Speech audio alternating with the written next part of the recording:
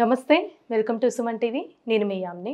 మనకి ఆగస్టు నెలలో 12 రాశుల వారికి ఏ విధంగా ఉంటుంది, ఎలాంటి పరిహారాలు చేసుకోవాలి, ఈ విషయాలు మనకి తెలియచేయడానికి ప్రస్తుతం మనతో ఉన్నారు ప్రముఖ ఆధ్యాత్మికవేత్త గురుస్వామి బ్రహ్మశ్రీ రాజన్ నంబూద్రి గారు ఉన్నారు. గురుగారితో మాట్లాడి మనకున్న సందేహాన్ని అడిగి తెలుసుకుందాం. నమస్కారం గురుగారు. నమస్కారం అమ్మా. గురుగారు, ఇప్పుడు ఆగస్టు నెలలో అండి అసలు మిథున రాశి వారికి ఏ విధంగా ఉంటుంది, అదే విధంగా వీరికి సంబంధించిన పరిహారం అంటే ఏంటండి? శ్రీ మహాగణపతి దేవతభ్య నమః. చూసే వీక్షబంధుకి నమస్కారం. మీకు మీ రాశిలో అద్భుతం జరగబోతుందా, మిథున రాశి వారికి ఏ విధానంగా జరగబోతుందా అనే అంశం పైన మనము ఇప్పుడు మాట్లాడుకోబోతున్నాము. ఇప్పుడు మన యామిని గారు చెప్పారు మీ గురించి, మీ రాశి గురించి ఎలా ఉంటుంది అడగాలనేసి చక్కగా. ఎందుకంటే మిథున రాశి వారికి ఈ ఒక ఆగస్టు మాసం శ్రావణ మాసంలో ఒక మంచి శుభవార్త వినబోతారు. అదే విధానంగా అశుభవార్త కూడా వింటారు. అశుభవార్త రెండు ఉంటుంది. అదేంటి గురుగారు మీరు రెండు చెప్తున్నారు அப்படின்னு మీరు అడగవచ్చు. ఏమ్మా, ఎందుకంటే వీళ్ళకి లాభము 11 కనపడినప్పటికీ నష్టం ఇక్కడ 19 కనపడుతుంది. ఓకేనా? సో మీరు ఏదైనా ఒక రూపాయి పెడితే మనకు 10 రూపాయలు 15 రూపాయలు రావాలి, కానీ మనకు 5 రూపాయలు తిరిగి వస్తుంది அப்படிంటే నష్టమే కదా. అవునండి. అందుకు ఆ ఆలోచన ప్రకారంగా మన కేరళ నాడి శాస్త్రం ప్రకారంగా ఈ మిథున రాశి వారికి ఒక విశేషమైనటువంటి ఒక భగవతి పూజ ఒకటి ఉంటుంది. ఆ భగవతీదేవి ఆరాధన చేయటం అంటే ఇక్కడ హైదరాబాద్లో కొన్ని అయ్యప్ప టెంపుల్స్లో భగవతి టెంపుల్స్ ఉంటాయి అమ్మా. ఆ భగవతి నారాయణి పూజ అని అంటారు.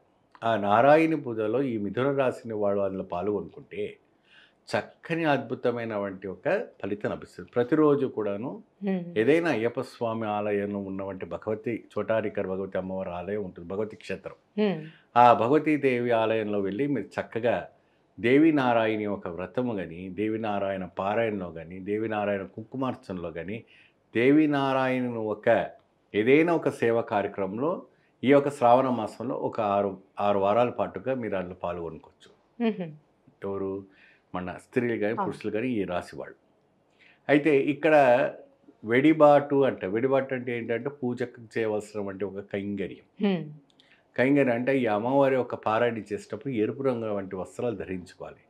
మెరుగైన వంటి స్థాయికి చేరాలి, మెరుగైన వంటి ఒక పతనానికి రావాలి, మెరుగైన వంటి ఒక తేజస్విలకి రావాలి, మెరుగైన వంటి ఒక అదుపులోకి రావాలి, అనంతమైన వంటి దానికి ఈ దేవినారాయణ చాలా అద్భుతంగా ఉంటుంది. మిథున రాశి వారికి మహా అద్భుత జాతకం ఉండవడం వల్ల వాళ్ళ కోటీశ్వరులు కావడానికి మంచి అవకాశాలు ఉన్నాయి ఆగస్టు నెలలో. ఇంకా ఆగస్టులో అది ఎలా అవుతారు ఏంటనేది అది భగవంతుడి కృపా కటాక్షంలో అవుతుంది, కానీ ఇది పరమసత్యం. ఇది అకస్మాత్తుగా మీరు కోటీశ్వరు కావడానికి ఆస్కారం ఉంటుంది. కానీ ఈ రకమైనటువంటి అమ్మవారి ఒక విధానమైనటువంటి దేవి వ్రతాచరిస్తే అద్భుతమైనటువంటి ఫలితము రావటం అనేది జరుగుతుంటుంది. అంటే ఇప్పుడు వ్యాపారస్తులకి ఏ విధంగా ఉండొచ్చండి ఆగస్టు నెలలో ఆర్థికంగా చూసుకున్నట్లయితే? ఆర్థికంగా కూడా కొద్దిగా ఒక రకమైనటువంటి లాభం నష్టం రెండు కనపడుతూ ఉంటుందమ్మా. కాబట్టి ఆ విధానమైనటువంటి ఒక ప్రక్రియలోనే వీళ్ళు నడుస్తూ ఉండాలి.